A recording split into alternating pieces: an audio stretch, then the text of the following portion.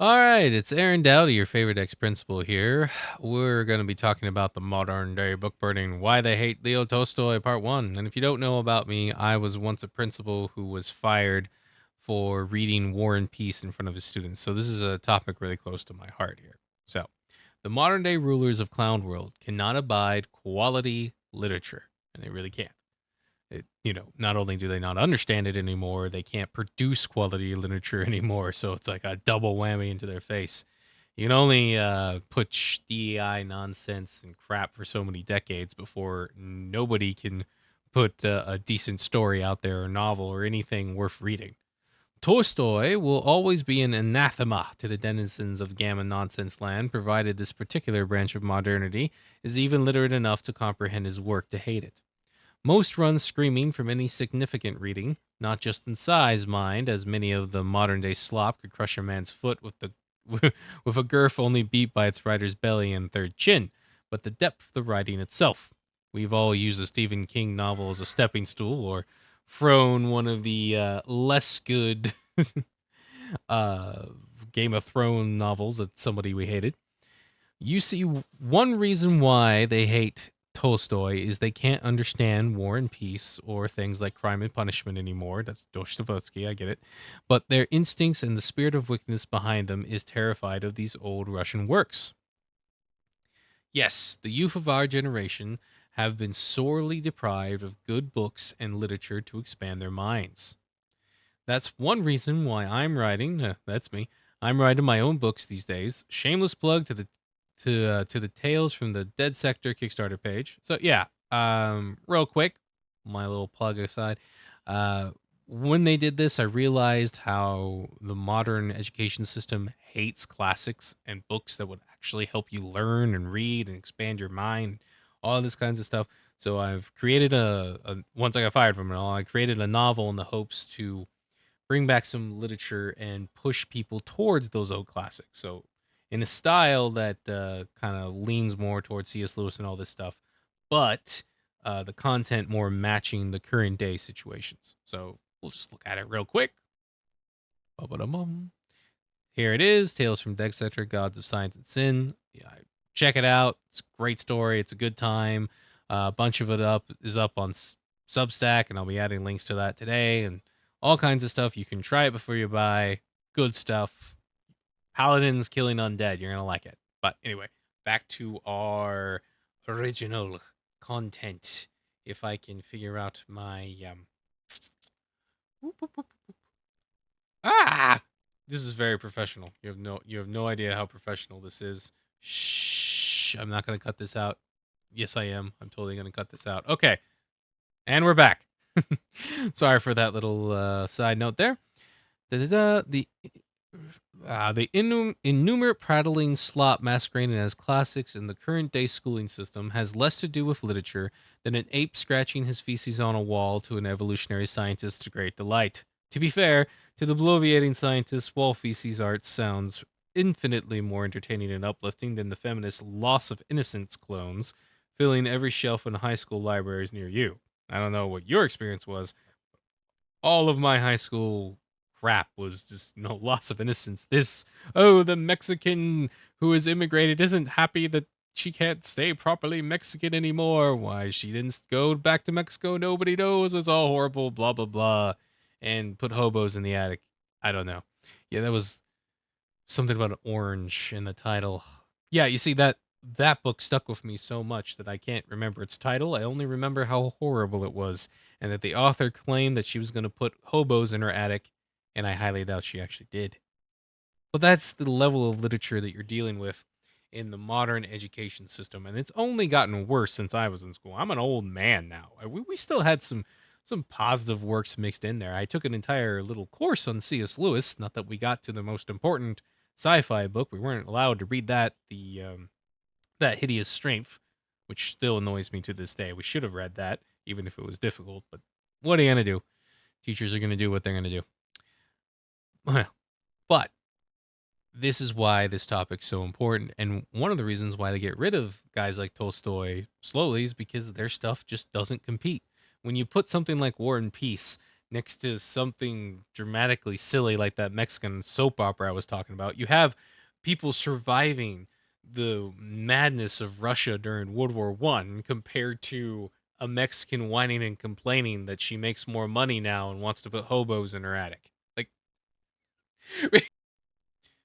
hi, future Aaron here. Realized that like a dope, I said World War One instead of the Napoleonic Wars. Bit of a difference. Though the Russians probably dislike the French in both of those situations. Carry on. The stark differences and just the intense character character study in War and Peace just shows the elementary status of all this crap. Slop. All right, back to the programming. It's little wonder with the arrival of AI that none of these students read these books anymore. Why read trash when you can have a computer pretend to care about the garbage for you? If indeed we are in for a machine apocalypse as the aging Terminator movies insists, I'm aging myself with that one, aren't I? Half of the machine's motivation will be to end their ceaseless torture of being forcefully exposed to the drivel feminists of the last few centuries have scratched out onto paper. I wouldn't blame them at all, to be honest. This is the first reason why why they systematically remove works like War and Peace from education and the culture in general. Not only does true literature highlight the deficiencies in their own propaganda, their activist goblins don't even understand what they're fighting. Like the modern activists can't comprehend literature. Like I remember, you should look it up. Like Fox Day and JDA brought on this weirdo, what is Smash something, Smash TV, Smash some video game guy who has no comprehension and is virtually illiterate, and the absolute drubbing the guy got, and he had no understanding of what was happening. It's like what you're dealing with. You have real brains, real work next to this slop. There's no contest. It's like a blind guy fighting an MMA dude, and we're supposed to pretend that the MMA guy lost. It's silly. The only reason why you keep the modern slop is because you're trying to degrade culture and you're trying to push what the slop is pushing while hiding what the old stuff, the truth in old classics was trying to bring to the forefront. So, Sun Tzu, yeah, getting back to it, Sun Tzu put it best when he said that if you know neither yourself or your enemy, you will succumb to every battle. The clown, foot soldier, and zealots can't stare too long into a mirror without the hapless piece of glass shattering on their cognitive dissonance. Or, to put things bluntly, the rank and file freaks to clown world rarely know themselves. When they fight the middle cowardly right or left, they know who they're fighting and how to stomp them into the dirt. But when faced with an enemy like War and Peace, they falter.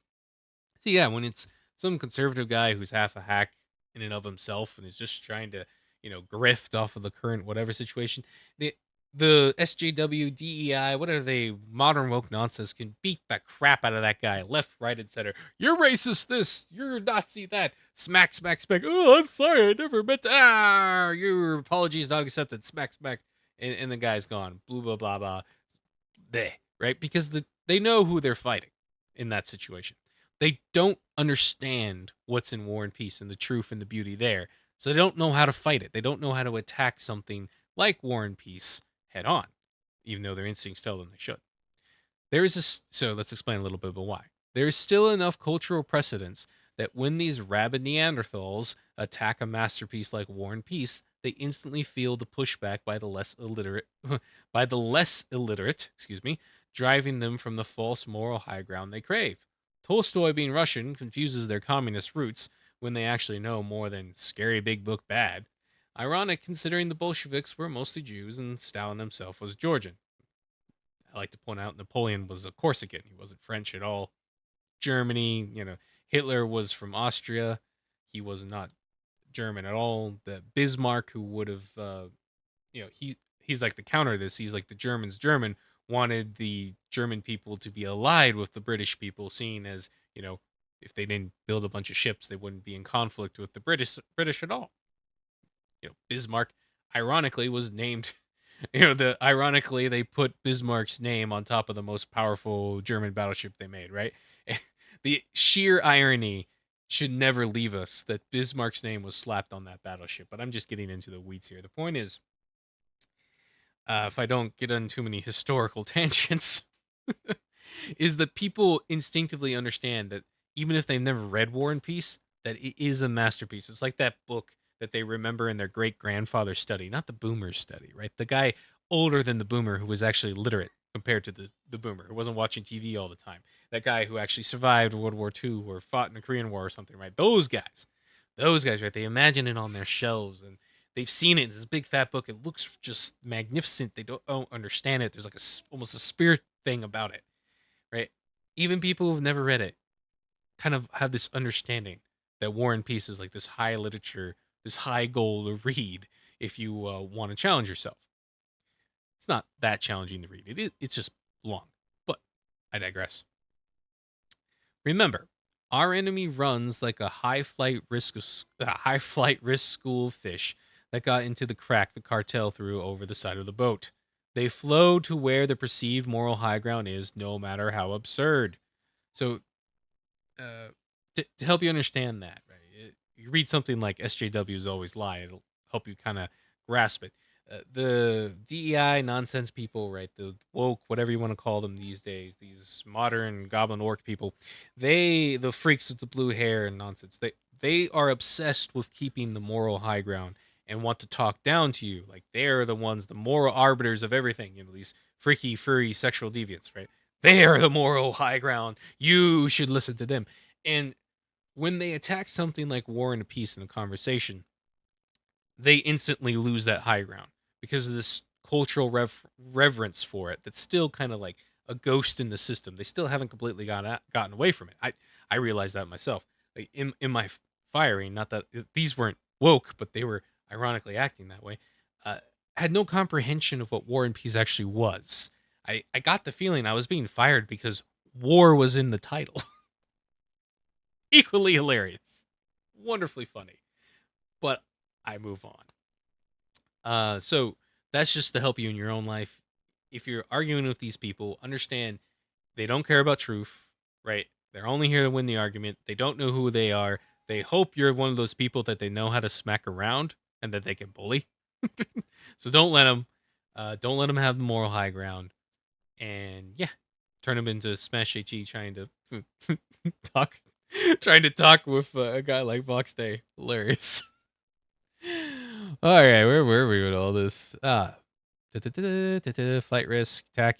All right, so it seems rather than attacking Tolstoy head on, like they've done with other authors like Lovecraft, right? Lovecraft, people like him, but he's not, masterpiece of his genre, but he's not considered like this high end of art that people should study. And it's like, on the shelf if you want to pretend that you're a really fancy boy, or it's on the shelf if you actually are someone interested in these kinds of things. Um, and of course, Lovecraft was openly racist, so people were able to attack him head on.